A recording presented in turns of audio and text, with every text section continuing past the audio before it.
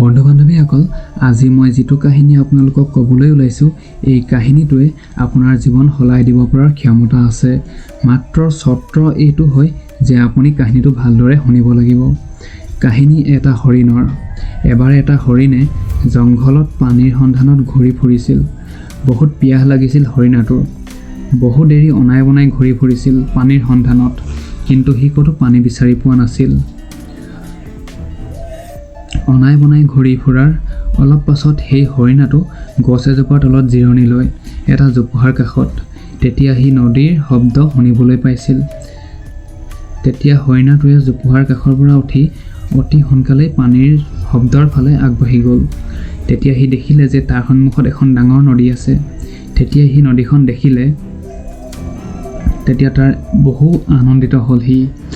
তাৰ এনে লাগিল যেন সি পুনৰ জন্ম পালে। সি দৌৰি নদীৰ কাষলৈ গ'ল। যেনেদৰে সি পানী খাবলৈ নদীত মুখ গুজে, সি এটা চিকাৰী দেখিলে, হাতত বন্দুক লৈ থকা, লক্ষ্যত চাই ৰৈ আছিল। যেতিয়াই হৰিণৰ চকু বাওঁফালে যায়, তেতিয়া তাত সি এটা সিংহ দেখিলে জোপোহাৰ পিছত। এতিয়া হৰিণাটোৱে পানী পিয়াহৰ কথা পাহৰি গ'ল। একোৱেই নাছিল তাৰ মগজুত। আকৌ সি ঘূৰি চাই দেখে তাত সি ভয়ংকৰ জুই লগা দেখা পালে, লাহে লাহে তাৰ ফালে আগবাঢ়ি আহিছিল।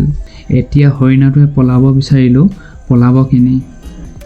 সোঁফালে চিকাৰীটো ৰৈ আছিল, বাওঁফালে সিংহক দেখিছিল, সন্মুখত দ আৰু ডাঙৰ নদী আছিল আৰু পাছফালে জুই লাগি আহি আছিল। চাৰিওটা ৰাস্তা বন্ধ হৈ পৰিছিল তাৰ কাৰণে। চাৰিওফালৰ পৰা সমস্যা আহি পৰিছিল। এতিয়া হৰিণাটো চিন্তাত আহি পৰিছিল। সি এইটো ভাবে যে চাৰিওফালৰ পৰা মোক সমস্যাই ঘেৰি ধৰিছে, তেতিয়াহ'লে মোৰ কাম কৰিহে মই মৰিম। মই এনেও মৰিবই লাগিব, তেতিয়াহ'লে মই পানী খাই কিয় নমৰিম? হৰিণাটোৱে পানী খাবলৈ লাগি যায়। কিন্তু অলপ সময়ৰ পাছতেই যেতিয়া হৰিণাটোৱে পানী খাই আছিল, সিমান সময়তে ওপৰত ক'লা মেঘ আহিছিল আৰু বৰষুণ হ'বলৈ আৰম্ভ কৰিছিল।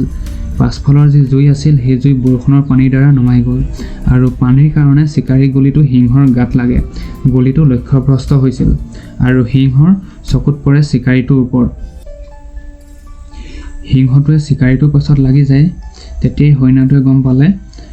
তেতিয়াই পানী খোৱাৰ পাছত মূৰ ওপৰলৈ তোলে আৰু সোঁফালে চাই চিকাৰীটো নেদেখিলে, বাওঁফালে চাই সি সিংহটোও নেদেখিলে, পাছফালে চাই দেখিলে জুই নুমাই গ'ল।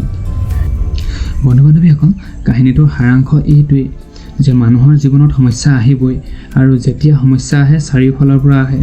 সেইবাবে প্ৰত্যেক ব্যক্তিয়ে ভয় খাই যায়, ভাগৰি যায়, বিচলিত হৈ যায় নিজৰ সমস্যাৰ পৰাই। আপুনি এই পৰিস্থিতিত কি কৰিব? না ভয় কৰিব, না বিচলিত হ'ব, না ভাগৰিব। মাত্ৰ 2 মিনিট ভাবিব। হৰিণাৰ ওচৰতো বহুতো বিকল্প ৰাস্তা আছিল।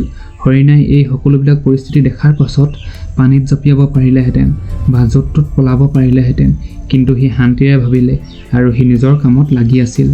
সি পানী খাবলৈ আহিছিল আৰু সি পানী খালে।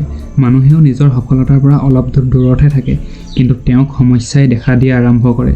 ঘৰৰ সমস্যা, পইচাৰ সমস্যা, যাৰ কাৰণে সি একো কৰিব নোৱাৰে, বিচলিত হৈ যায়, ভয় খাই যায়। কিন্তু আপুনি ভয় নাখাব, বিচলিত নহ'ব, মাত্ৰ আপুনি নিজৰ কামত লাগি থাকক।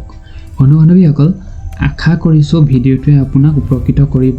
আপোনাৰ উন্নতিৰ শিখৰলৈ যোৱাত মই দীপাংকৰে শুভেচ্ছা জনাইছোঁ। শুনি থাকক DG লাইফ মটিভেশ্যন, এটি নতুন জীৱনৰ এক নতুন আশা। ধন্যবাদ।